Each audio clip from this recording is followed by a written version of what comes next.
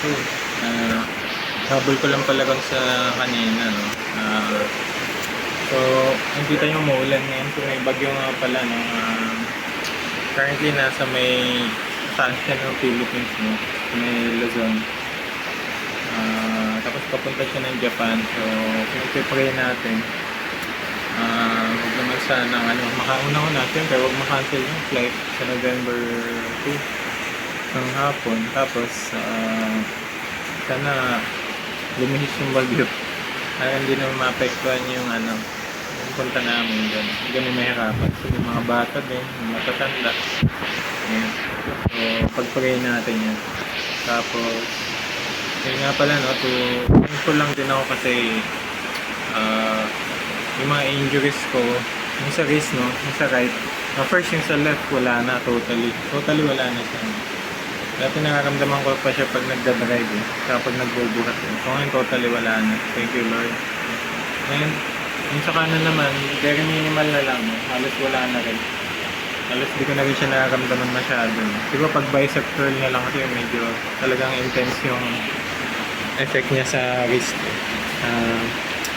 Pero nga, for travel purpose, magagamit ko na siya. So, thank you Lord. And also yung paa ko. Okay, left and right, foot. Nagkaroon ng injury, no, yung sa left dahil sa lateral movement. Nagpa-practice ako kasi ng basketball, lateral movement. Pero yung suot kong sapatos, pang running. So, ang problema kasi doon, pag running shoes, hindi yan pwede ng lateral pang move forward lang yun So, walang ankle support yun usually. And then, so, yun, kaya nagkaroon siya ng sumakit siya. Hindi masyado magamit yung left foot ko before. Tapos yung sa right naman, mas matindi. Ito na, parang na-overuse siya, yung dun sa may bandang hill. Although hindi naman siya nagbukol, hindi siya yung kagaya na nangyari before sa akin na sa Achilles. Pero parang dun din yung sakit niya. So, ano nangyari naman doon? Nagtakbo-takbo kasi ako doon sa Makati, tapos within the same week nag-basketball ako ng 2 hours diretso, takbuhan. So sumakit siya parang the few days after. So yun, kaya medyo nag-iingat na rin ngayon. Medyo hindi na kagaya dati ng bata. Pwede kang tumakbo-takbo lang all the time. Feeling ko kulang sa warm-up Hindi ako nakapag-warm-up kasi nung sa basketball So, next time I'll make sure to warm up. Ayan.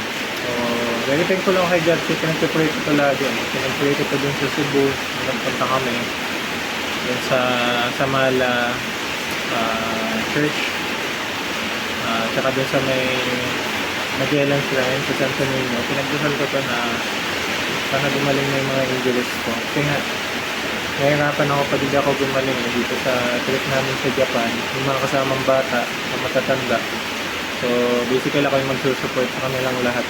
Saka yung wife ko. So, yung wife ko may hawak na baby. So, most likely, marami talaga akong gagawin din.